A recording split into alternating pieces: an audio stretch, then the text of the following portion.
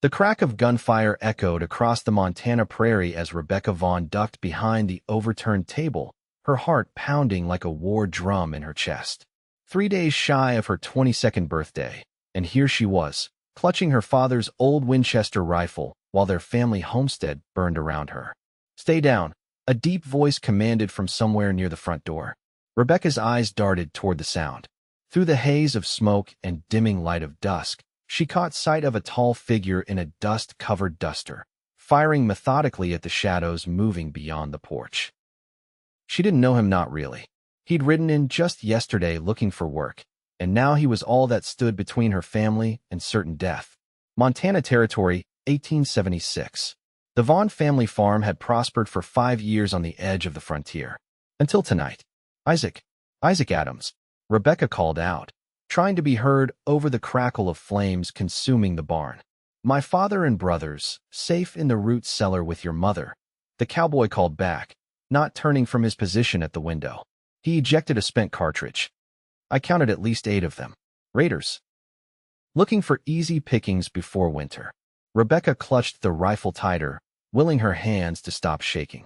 5 minutes earlier, she'd been setting the table for supper when the first shots rang out. If the stranger hadn't been in the barn checking on a lame horse, if he hadn't spotted the riders approaching through her father's spyglass. Another volley of shots splintered the window frame near Isaac's head. He didn't flinch. "Miss Vaughn," he said, his voice surprisingly steady. "I reckon we're in for a long night." Rebecca swallowed hard, tasting ash and fear. "I can shoot," she said, lifting the Winchester slightly. "Pa taught all of us." For the first time since the attack began, Isaac Adams turned to look at her. In the dying light, his eyes were the color of a summer storm, intense and focused beneath the brim of his hat. A thin line of blood traced his temple where a splinter had caught him. "Good," he said simply, "because I mean to hold this line until dawn breaks safe, and I surely could use the help." Outside, a man shouted orders, and horses' hooves thundered closer to the house. Rebecca crawled to the window opposite Isaac's position, her calico dress catching on rough floorboards. As she raised her rifle and took aim at the approaching shadows, she had no way of knowing that this night would change everything, that the stranger defending her family's home would come to mean more to her than any man she'd ever known. The first rider appeared in her sights. Rebecca exhaled slowly, just as her father had taught her, and squeezed the trigger. The long night had begun. Rebecca's shot found its mark, sending one of the raiders tumbling from his saddle with a cry that carried across the yard. Isaac nodded approvingly before returning his attention to the window. His Colt revolver barked twice more, the muzzle flash briefly illuminating his face, strong jaw set with determination, eyes narrowed in concentration. "Good shooting," he said. "But they'll be more careful now." Rebecca reloaded with trembling fingers. "Who are they?" "Judging by their methods, Harlow's gang." Isaac ducked as another bullet shattered what remained of the window. "They've been terrorizing homesteads up and down the territory. Steal what they can, burn the rest. No witnesses."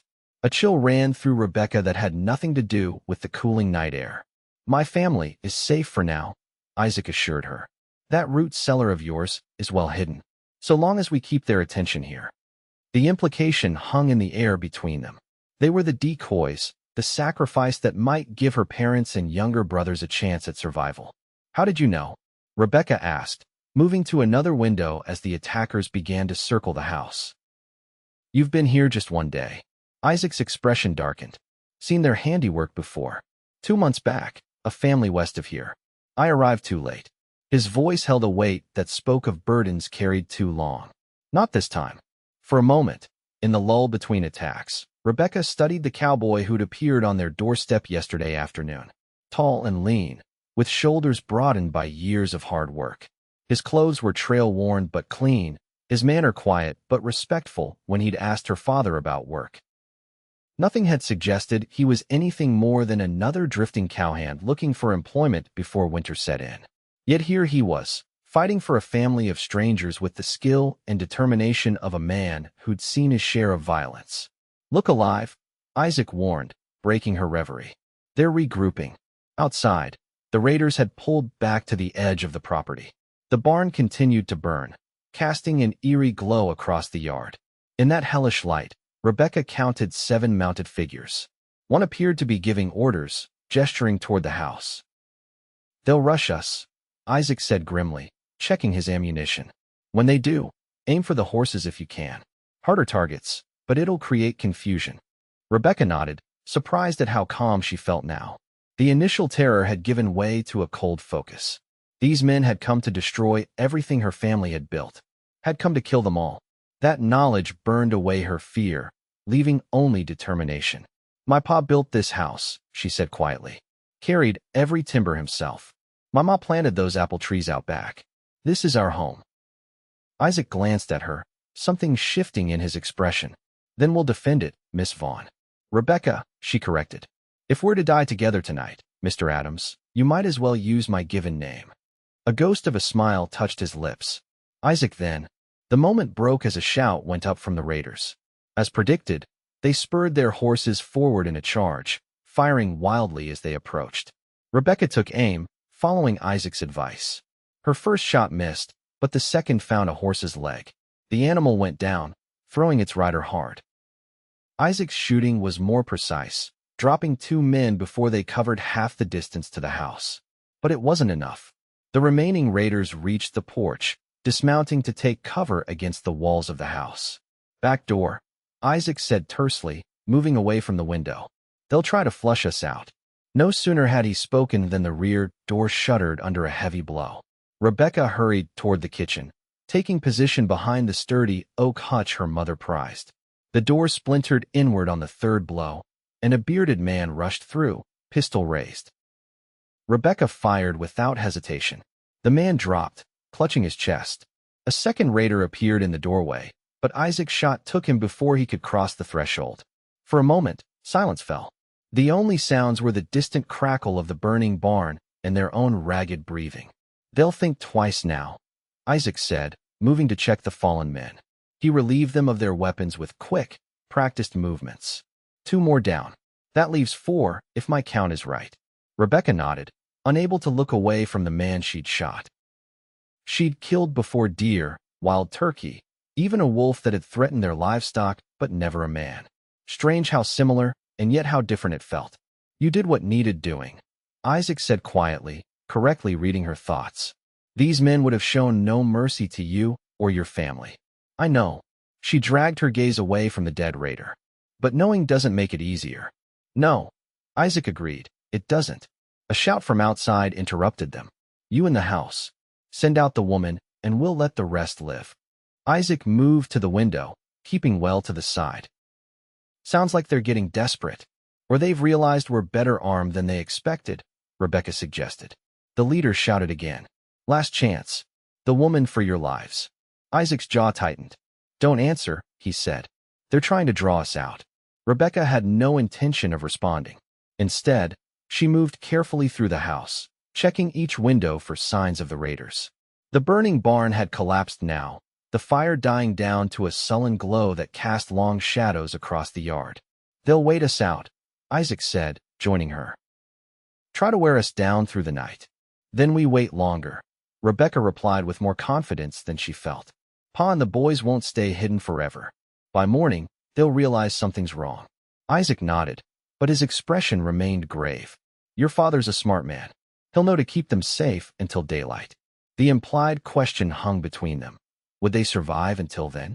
As if in answer, a bottle crashed through one of the intact windows, flames erupting as the improvised torch hit the wooden floor. Rebecca rushed forward with a wool blanket, smothering the fire before it could spread. "They're trying to smoke us out," Isaac said grimly, handing her his canteen. "Soak what you can. If they start more fires," a second flaming bottle sailed through another window, landing dangerously close to the curtains. Isaac stomped it out quickly, but not before the curtains caught. He tore them down, crushing the flames beneath his boots. "We can't defend against this and shoot at the same time," Rebecca said, her heart sinking. "No," Isaac agreed. "We need to change the odds." He moved to the front door, checking through a crack in the boards they'd hastily nailed across it when the attack began. "They're splitting up. 2 watching the front, 2 circling around back with more torches." "What do we do?"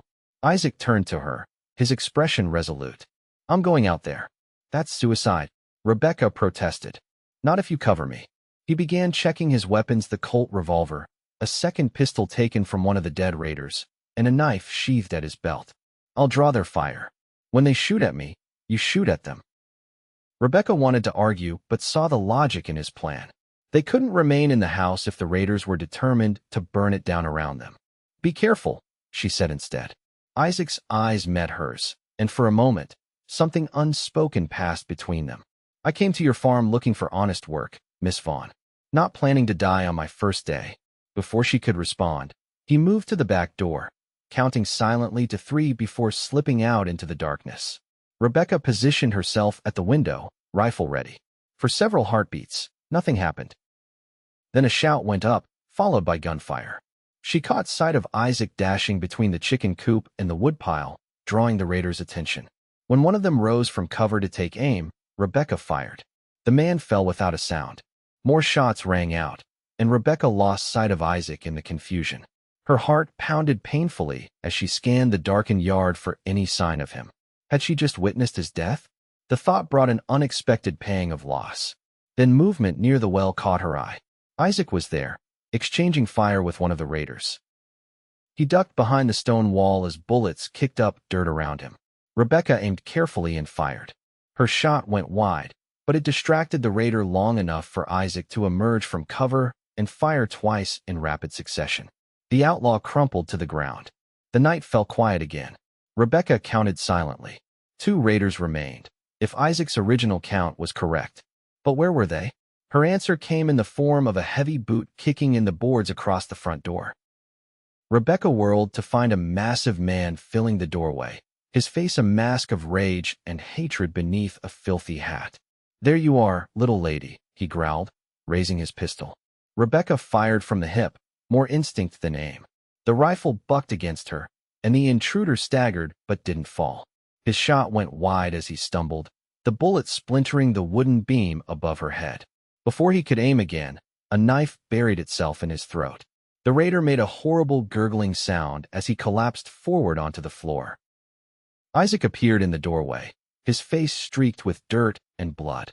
You hit. Rebecca shook her head, unable to speak past the knot in her throat. That leaves one, Isaac said, retrieving his knife with a grimace. The leader, as if summoned by his words, a voice called out from the darkness. Adams, I know that's you in there. Isaac went still, his expression hardening into something Rebecca hadn't seen before. Harlow, he murmured. You know him? Rebecca asked.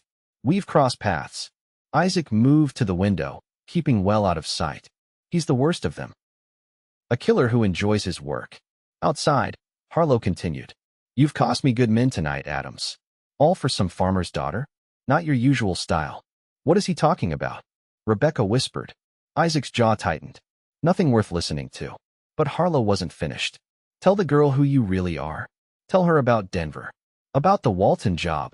Rebecca looked at Isaac, confusion warring with a growing sense of unease. Isaac, for a moment, he wouldn't meet her eyes.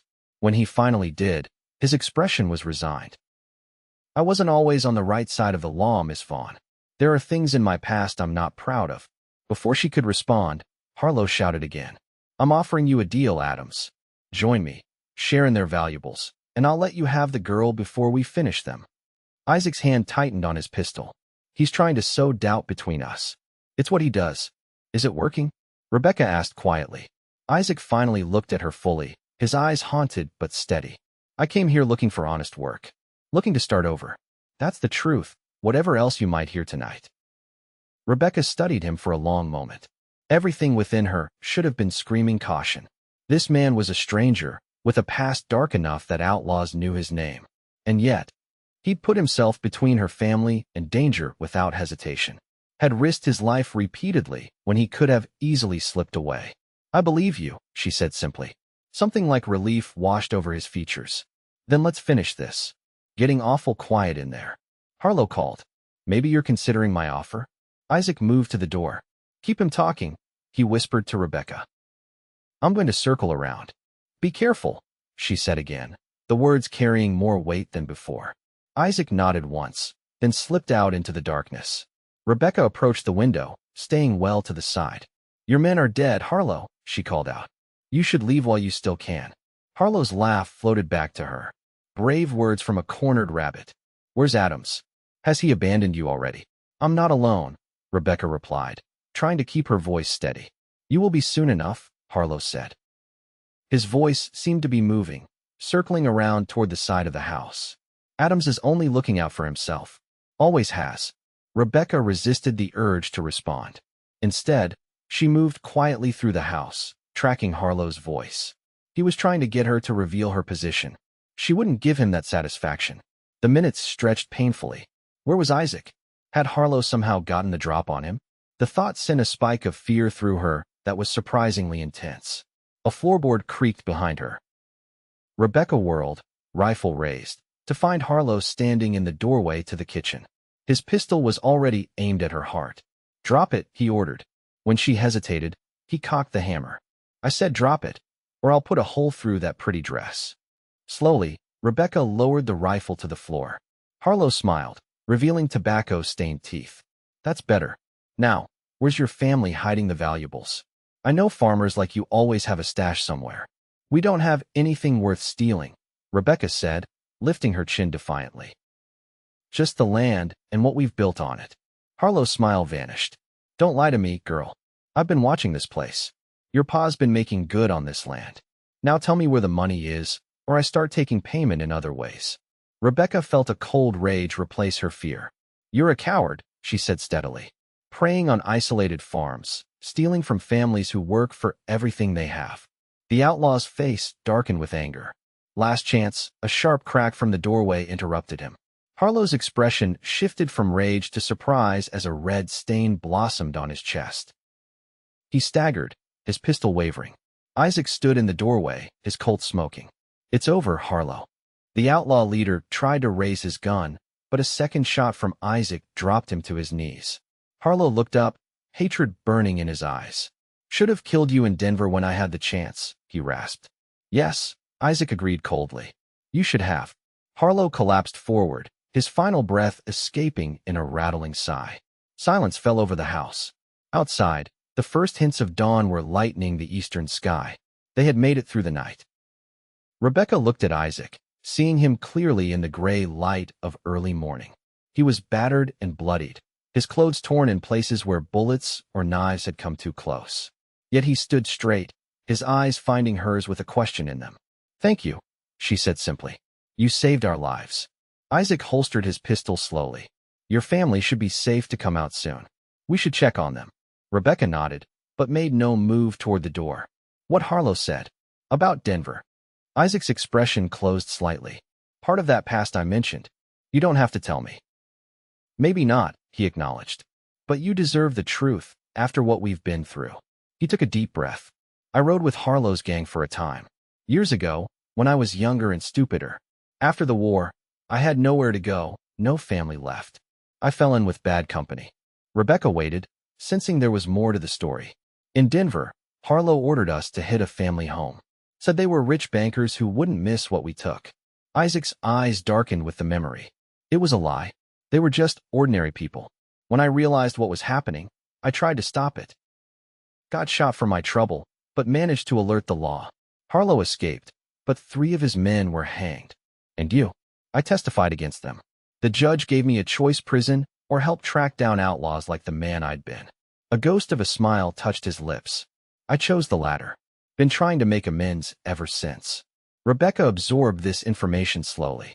So you're, what? A lawman? Not officially. More like a scout for the marshals sometimes. Mostly, I'm just a man trying to find honest work and sleep without nightmares. He gestured to the house around them. I truly did come here looking for work, Miss Vaughn. Had no idea Harlow's gang was operating in this area until I saw them approaching. Rebecca studied him for a long moment. There was more to his story. She was certain deeper wounds, greater regrets. But what mattered was what she'd witnessed with her own eyes. His courage, his determination to protect her family when he could have simply ridden away. Well, she said finally, I believe my father will still want to offer you that job, Mr. Adams. If you're still interested. Before Isaac could respond, a shout came from outside. Rebecca hurried to the window to see her father emerging from the hidden entrance to the root cellar, rifle in hand. Behind him came her mother and younger brothers, faces pale with worry. "Rebecca," her father called. "Rebecca, are you all right?" "I'm here, Pa," she called back, relief washing over her. "We're safe. The danger's past." As her family rushed toward the house, Rebecca turned back to Isaac, who was watching the reunion with a carefully neutral expression. "Stay," she said softly, "at least until you're healed up." Something shifted in his eyes, a cautious hope, quickly guarded. "Your father might not want a man with my past working his land." "My father," Rebecca said firmly, "will want the man who saved his daughter and protected his home." "The past is just that, Isaac. Past." The door burst open before he could respond, and Rebecca found herself enveloped in her mother's fierce embrace. Her father and brothers crowded around, all talking at once, their relief and joy palpable. Over her mother's shoulder, Rebecca watched as her father approached Isaac, taking in the bodies of the raiders and the evidence of the night's battle. "You held them off?" Thomas Vaughn asked, his voice gruff with emotion. "All night." Isaac nodded once. "Couldn't have done it without your daughter, sir. She's a fine shot and braver than most men I've known." Thomas turned to look at Rebecca with newfound respect, then back to Isaac. "You came looking for work yesterday. Looks like you've more than earned a place here, if you still want it." "I do, sir," Isaac said quietly. "If you'll have me." Thomas extended his hand. "Then welcome to the Vaughn farm, Mr. Adams. We've got rebuilding to do, and I suspect you're handy with more than just that pistol." As the two men shook hands, Rebecca caught Isaac's eye over her father's shoulder. Something unspoken passed between them, an acknowledgement of the bond forged in the darkness of the longest night either of them had ever known. Dawn had broken, and they were safe. What would grow in the light of day remained to be seen. The days following the raid were filled with hard work and recovery. The Vaughn family buried the raiders in unmarked graves on the far edge of the property, a grim task that no one took pleasure in, but that needed doing. The burned-out shell of the barn had to be cleared away before rebuilding could begin, and the damaged portions of the house required immediate attention before the coming winter. Isaac worked tirelessly alongside the family, his strength and skills proving invaluable. He spoke little of the night of the raid, answering Thomas Vaughn's questions directly, but offering nothing more. Rebecca noticed how he avoided being alone with her, maintaining a careful distance that both frustrated and intrigued her. A week after the attack, Rebecca found Isaac working on the new barn frame, methodically measuring and cutting timber in the autumn sunshine. Her father and brothers had ridden to town for supplies, leaving them alone on the property for the first time since that night. "Ma says dinner will be ready soon," Rebecca said, approaching with a dipper of water. Isaac straightened, wiping sweat from his brow before accepting the drink. "Thank you." "You've been avoiding me," she said directly, never one to skirt around a subject. He returned the dipper without meeting her eyes. "Not avoiding, just giving you space." "Space from what?" "From what happened." Isaac finally looked at her, his expression guarded.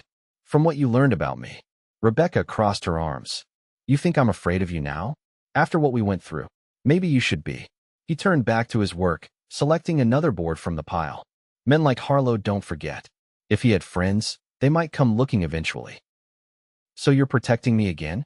Is that it?" Isaac's hands stilled on the wood. "Your family has been good to me, Miss Vaughn. Better than I deserve. I don't want to bring more trouble to your door." Rebecca moved closer, forcing him to look at her. "That night, when you told me about your past, you said you were looking for honest work. For a chance to start over." She held his gaze steadily. "Did you mean it?" "Every word." "Then stop punishing yourself for things that are done and can't be changed," she said firmly. "My pa always says the measure of a man isn't the mistakes he's made, but what he does to right them." A hint of a smile touched Isaac's lips. "Your father is a wise man. And my mother says you're the finest hand we've ever had. And it's a shame you eat your meals so quick and disappear back to work." Rebecca smiled. "She thinks you don't like her cooking." That drew a small laugh from him. "Your mother's cooking is the best I've had in years." "Then perhaps you could tell her so at dinner, instead of bolting your food and running back out here." Isaac regarded her thoughtfully, something shifting in his expression. "You're not what I expected, Rebecca Vaughn. Is that good or bad?" "Good," he said quietly. "Definitely good." The sound of approaching horses interrupted the moment. Rebecca turned to see her father and brothers returning, their wagon loaded with lumber and supplies. "I should help them unload," Isaac said, already moving toward the wagon. Rebecca caught his arm. "This conversation isn't finished, Mr. Adams." For the first time since the raid, she saw a genuine smile cross his face. "I never thought it would be, Miss Vaughn." As autumn deepened toward winter, the Vaughn farm slowly recovered from the attack. The new barn rose from the ashes of the old, stronger and larger than before. The house repairs were completed before the first snowfall, and the family settled into the comfortable routines of winter on the frontier. Isaac proved himself invaluable beyond the initial rebuilding. He repaired equipment that Thomas had thought beyond saving, fashioned new tools from scrap metal, and even taught Rebecca's youngest brother, Daniel, to read better using an old book of poetry he kept in his saddlebags. Gradually, Isaac began to share more meals with the family, drawn into their warmth despite his initial reticence. Rebecca watched as the haunted look in his eyes slowly faded, replaced by something that, if not peace, was at least a kind of acceptance. On Christmas Eve, the Vaughn household was filled with the sense of roasting meat and fresh-baked bread. Rebecca's mother had outdone herself, determined to make the holiday special despite the hardships they'd endured. Isaac had disappeared that morning, saying only that he had an errand to run, and returned just before sunset with a small wooden box tucked beneath his coat. After dinner, as the family gathered around the hearth, Isaac cleared his throat awkwardly. "I brought something. For all of you." He produced the box and handed it to Thomas. "Just a small token of my appreciation for taking me in." Thomas opened the box to reveal a set of finely carved wooden figures, a miniature nativity scene, each piece detailed with remarkable skill. "Did you make these?" Martha Vaughn asked, taking the delicate figure of Mary into her hands. Isaac nodded, looking almost embarrassed. "My father was a carpenter. Taught me when I was young. I haven't practiced much in recent years, but—" "They're beautiful," Rebecca said softly, meeting his eyes across the room. Later, after her parents and brothers had retired for the night, Rebecca found Isaac on the porch, staring up at the star-filled sky. Snow had begun to fall, delicate flakes drifting down to dust his shoulders and hat. "You'll freeze out here," she said, wrapping her shawl tighter around herself as she joined him. "I've endured worse," he replied, but his tone was light, almost teasing. Rebecca leaned against the porch railing beside him. "Thank you for the gift. It means a lot to my mother especially. She left her family's nativity set behind when they came west. I'm glad she likes it." They stood in companionable silence for a moment, watching the snow fall in the silvery moonlight. "What was your family like?" Rebecca asked eventually. "Before the war?" Isaac was quiet for so long that she thought he might not answer. When he did, his voice was soft with memory. "Good people. Simple. My father built furniture in Tennessee. My mother tended a garden that was the envy of the county. I had 2 sisters, both younger. What happened to them? The fever took my mother and sisters in '59. My father and I kept going somehow." Isaac sighed, his breath misting in the cold air. "Then the war came. He was too old to fight, but I wasn't. When I came back 3 years later, our town had been burned. He died trying to protect what little we had left." Rebecca's heart ached for him. "I'm sorry. It was a long time ago," Isaac said, though his voice suggested the wounds were still fresh. "After that, I drifted. Made bad choices. Met worse people. Like Harlow." "Like Harlow," he agreed. "Took me too long to find my way back to something resembling honor." Rebecca turned to face him fully. "You found it, though? That's what matters." Isaac looked down at her, his expression softening in a way she'd rarely seen. "Your faith in people is remarkable, Miss Vaughn." "Not in all people," she corrected. "Just those who've earned it." Something shifted in the air between them, a tension that had been building since that first night. Isaac's gaze dropped briefly to her lips before he caught himself and looked away. "I should turn in," he said, stepping back slightly. "Early start tomorrow, even for Christmas." Rebecca reached out, catching his hand before he could retreat further. "Isaac," he went still at her touch. "Rebecca, I'm not. I don't have anything to offer a woman like you." "A woman like me," she repeated, a hint of challenge in her voice. "And what kind of woman am I?" "One who deserves better than a man with my past." Rebecca tightened her grip on his hand. I think I'm capable of deciding what I deserve. She moved closer, emboldened by something she saw in his eyes. And I think a man who would risk his life for strangers, who carves beauty from wood, who teaches a boy to read just because he can, that man has more to offer than he knows. Isaac's resolve visibly wavered. Your father respects you more than any man he's ever employed, she finished for him. My mother already treats you like another son. And I. She faltered, suddenly uncertain. And you? Isaac prompted softly. Rebecca gathered her courage. And I haven't been able to stop thinking about you since that night. About how it felt to fight alongside you. To trust you with my life. Snow continued to fall around them, each flake catching moonlight as it descended. Isaac raised his free hand slowly, giving her every chance to step away, and brushed a snowflake from her cheek. I haven't been able to stop thinking about you either, he admitted, his voice rough with emotion. But I've been trying to. For your sake. Stop trying, Rebecca whispered. In the silvery light of the snowy Christmas Eve, Isaac Adams finally surrendered to what had been growing between them since that first desperate night. He leaned down, hesitating just a breath away from her lips, as if still giving her a chance to reconsider. Rebecca closed the distance herself, pressing her lips to his in a kiss that began tentatively but quickly deepened with the release of long restrained feelings. His arms came around her, drawing her against the solid warmth of his chest, and Rebecca felt something settle into place within her soul, a peace she hadn't known was missing until this moment. When they finally parted, Isaac rested his forehead against hers. I've been fighting this for months, he murmured. I know, Rebecca said, smiling up at him. You're not very subtle. That drew a soft laugh from him, the sound warming her more effectively than any fire. Your father will have my hide if he catches us out here. My father knows his daughter well enough to guess my feelings, Rebecca replied.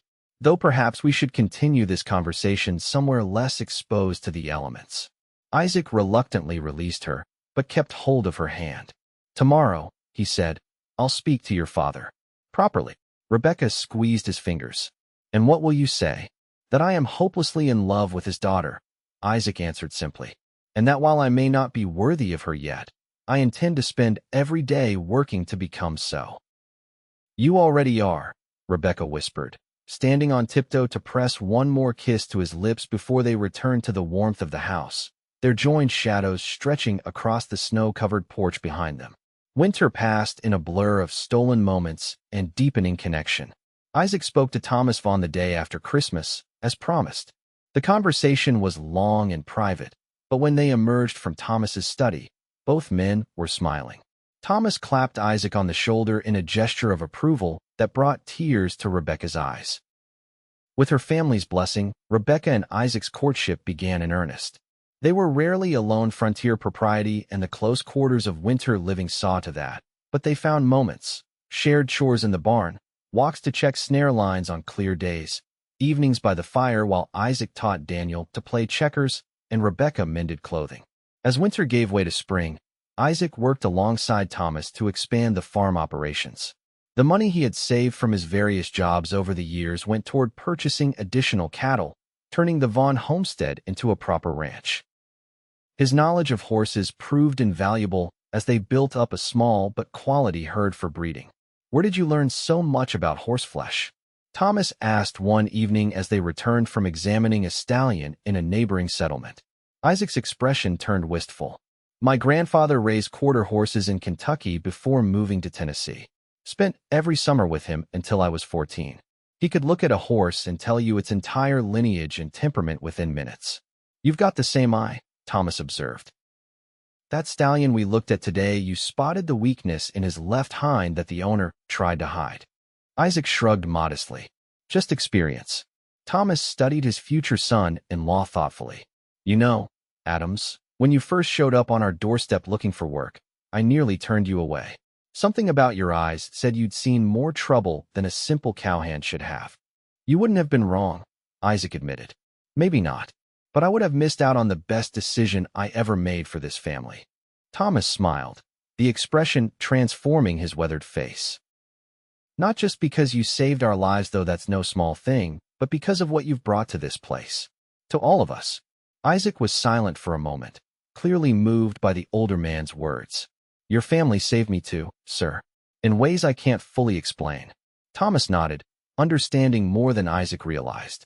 Rebecca has her mother's heart and my stubbornness. Once she decides on something, there's no changing her mind. I've noticed, Isaac said, a smile touching his lips. She decided on you that first night, Thomas said, though it took you both long enough to admit it. As spring blossomed into summer, wedding preparations began in earnest. Martha Vaughn transformed the family home with an energy that belied her years, determined that her only daughter would have a celebration worthy of the love she had found. Rebecca watched these preparations with a mixture of joy and trepidation. She had never been one for elaborate displays, preferring the straightforward practicality of ranch life. But seeing the happiness on her mother's face as she planned and sewed and baked, Rebecca couldn't bring herself to object. 2 weeks before the wedding, Rebecca found Isaac in the new workshop Thomas had helped him build adjacent to the barn. He was bent over his workbench, carefully sanding what appeared to be a small wooden chest. Another secret project? She asked, leaning against the doorframe. Isaac looked up, his face breaking into the smile that never failed to warm her heart. Not so secret. A wedding gift for you.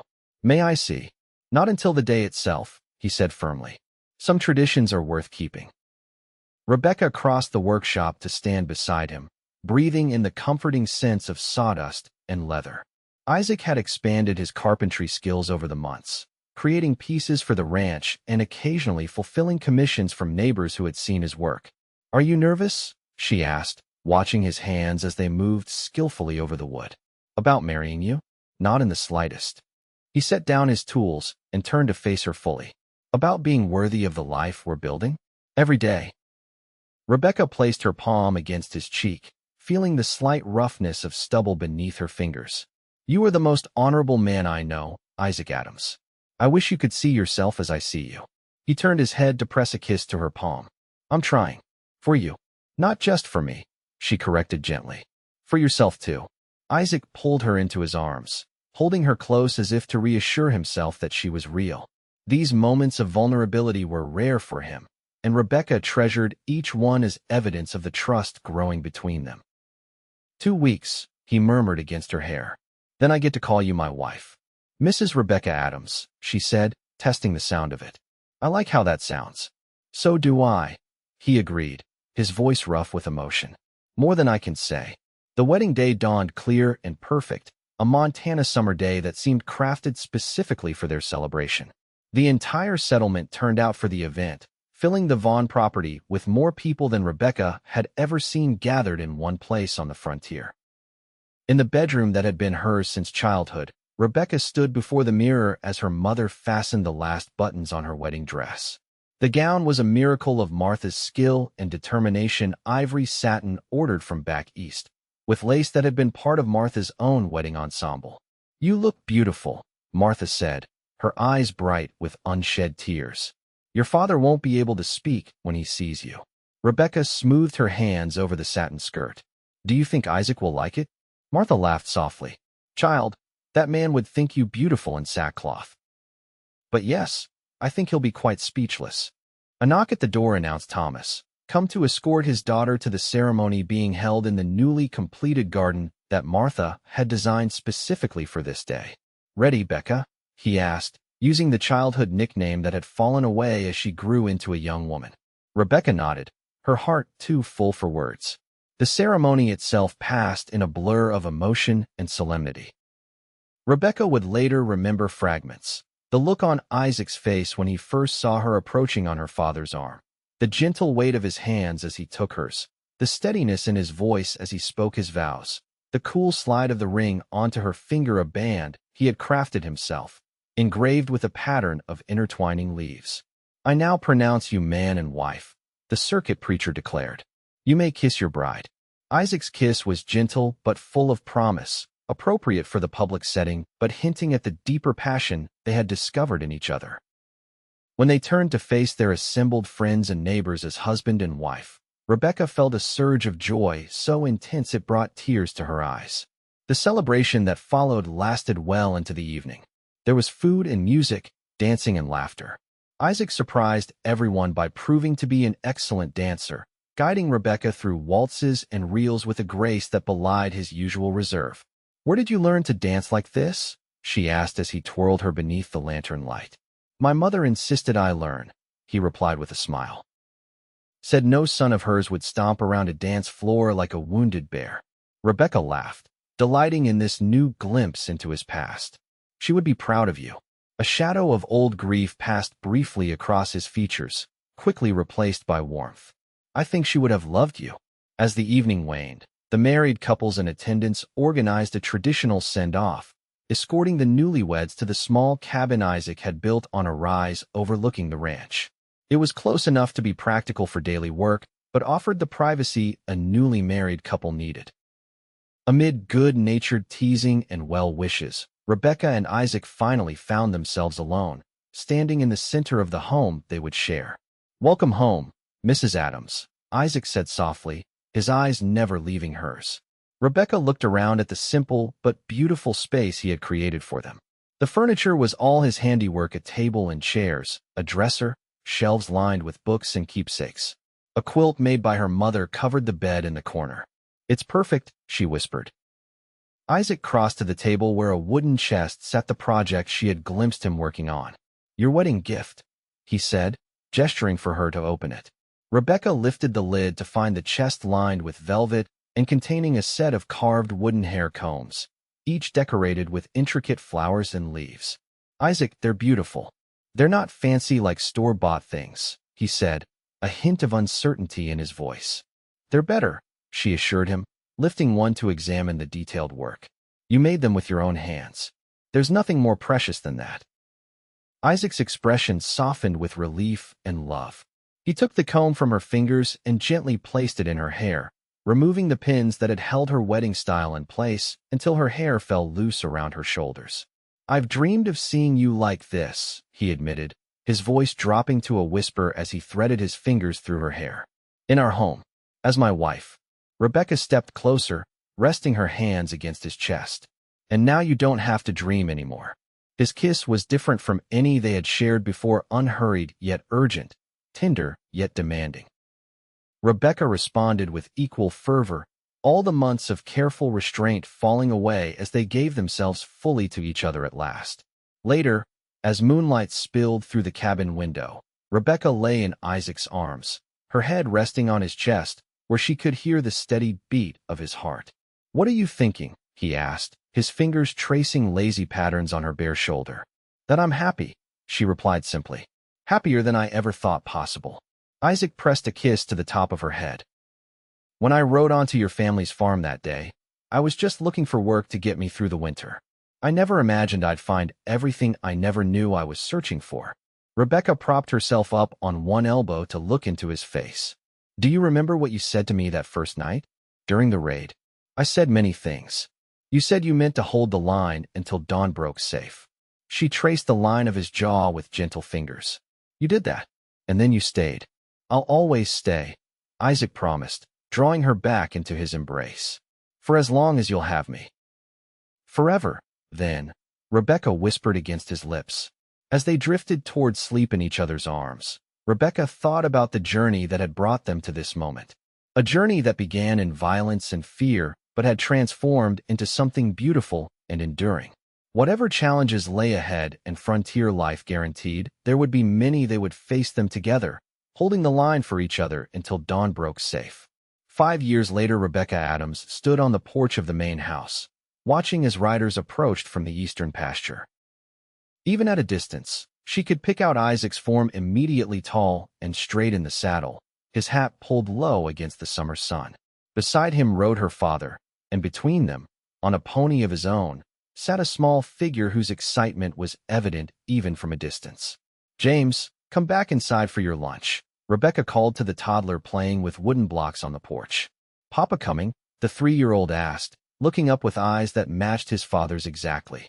"Yes, and your grandfather and brother too," Rebecca confirmed, scooping him up. "Let's get you cleaned up before they arrive." By the time she had washed James's perpetually dirty hands and face, the riders had reached the yard. Rebecca returned to the porch in time to see Isaac lifting their elder son, 4-year-old Thomas, from his pony. "Did you see me, Mama?" Thomas called excitedly. I rode the whole way myself. Papa didn't have to lead me once. I saw, Rebecca said, smiling at her son's pride. You're becoming quite the horseman. Isaac approached, his face lighting with the smile that, even after 5 years of marriage, still made her heart skip. He leaned down to kiss her, one arm going around her waist while the other ruffled James's hair. How are my favorite people today? He asked. Hungry, Rebecca replied with a laugh. All of us. I've got dinner nearly ready. Thomas Vaughn joined them on the porch, looking more weathered than when Isaac had first arrived at their farm, but still hale and strong. That boy's a natural with horses, he said, nodding toward his namesake. Has his father's instincts. Isaac's pride was evident as he watched his elder son leading his pony toward the barn, careful to follow all the rules he'd been taught about proper horse care. He pays attention. That's the important thing. Well, I'm headed back to tell Martha we'll be over for supper, Thomas said. The elder Vaughn still lived in the original farmhouse, while Isaac and Rebecca had moved into the larger main house built 3 years ago when the ranch operations expanded. As her father departed, Rebecca shifted James to her hip and leaned into Isaac's side. How was the inspection? Good. The new breeding stock is settling in well. Isaac kissed the top of her head. Your father thinks we should consider buying the Nelson property when old man Nelson retires next year. Would give us access to the western water rights. Rebecca nodded thoughtfully. It makes sense. The ranch has grown so much already. Indeed it had. What had begun as the Vaughn family farm had transformed into the Double V Ranch, one of the most successful operations in the territory. Isaac's knowledge of horses and cattle, combined with Thomas's farming experience and Rebecca's head for figures, had created a thriving business that employed several hands and was known for quality stock throughout Montana. Sometimes I can hardly believe it, Isaac said, seeming to follow her thoughts. From that first night to all this. Rebecca knew exactly what he meant. That desperate night, when they had fought side by side against raiders, had become part of local legend, retold at gatherings and to new arrivals in the area.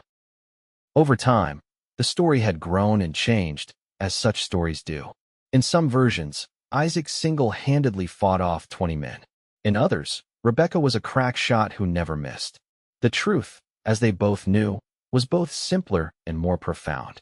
Two people, strangers to each other, had found the courage to stand together against darkness. Everything that followed their love, their family, their success had grown from that foundation of trust and shared purpose. Come inside, Rebecca said, taking his hand. You must be starving after being in the saddle all morning. Isaac allowed himself to be led into the house, pausing only to remove his hat and dust-covered coat. The main room was filled with evidence of their life together, Isaac's woodworking tools in one corner, Rebecca's books and papers in another, children's toys scattered across the rug before the hearth. James wriggled to be put down, immediately returning to his blocks on the floor. Isaac watched him for a moment, a look of wonder crossing his face that Rebecca had seen countless times since the birth of their first son. What? She asked, noticing his expression as she moved to check the stew simmering on the stove. Just thinking about how much my life has changed, Isaac replied, coming to stand behind her and wrapping his arms around her waist. Sometimes I wake up afraid it's all been a dream. Rebecca leaned back against him, savoring the solid strength of his presence. Not a dream, though sometimes I think it's a miracle. Isaac turned her in his arms to face him. At 34, he was even more handsome than when they'd met, the years adding character to his features rather than wearing them down. The haunted look that had once shadowed his eyes was long gone, replaced by a steady contentment that deepened to joy when he looked at her and their children. Do you ever regret it? He asked, a rare moment of vulnerability breaking through. Tying your life to a man with my past. Rebecca cupped his face in her hands. Isaac Adams, in the 8 years I've known you, you have never given me a single moment's cause for regret. You are a wonderful husband, an amazing father, and the best partner I could have asked for. He caught her hands and pressed kisses to her palms. I love you, Rebecca Adams. More every day. As I love you, she replied simply. The sound of small boots thumping across the porch announced Thomas's return from the barn. Isaac reluctantly released his wife, but not before stealing one more kiss. Later, he promised in a whisper that sent a shiver of anticipation through her. Rebecca smiled, secure in the knowledge that later was guaranteed, as was tomorrow and all the days after. What had begun in a night of desperate courage had blossomed into a lifetime of love, family, and purpose. From holding the line against raiders to building a legacy together, their story continued to unfold with each passing day. Outside, the Montana sun shone down on the ranch they had built, on the land they had defended, on the home they had created together. And inside, surrounded by the warmth of family and the depth of love hard-won and fiercely protected, Rebecca and Isaac Adams continued to hold the line for each other not just until dawn broke safe, but for all the dawns that followed. In the years that continued to pass, the Double V Ranch grew into one of the most respected establishments in Montana Territory. Isaac and Rebecca's partnership proved as effective in business as it was in marriage, each contributing unique strengths that complemented the other. While Isaac's expertise with livestock expanded their breeding programs, Rebecca's sharp mind for negotiations and accounts ensured their ventures remained profitable. By the time their sons reached their teenage years, Thomas and James had been joined by a sister, Sarah Martha Adams, named for both grandmothers.